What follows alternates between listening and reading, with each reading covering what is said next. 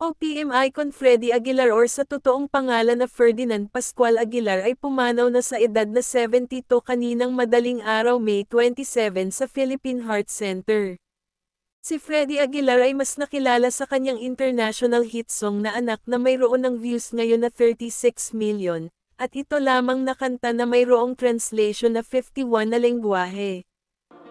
Ang kanta niya naman na Bayan Ko ay ang theme song noong 1986 People's Power Revolution. At ang kanta niyang Ipaglalaban Ko ay ang theme song naman ng dating Pangulong Duterte.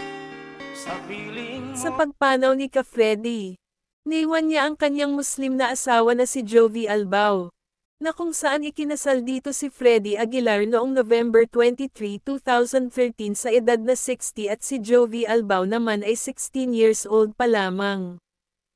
Naging controversial ito noon dahil sa age gap nila na 44 years.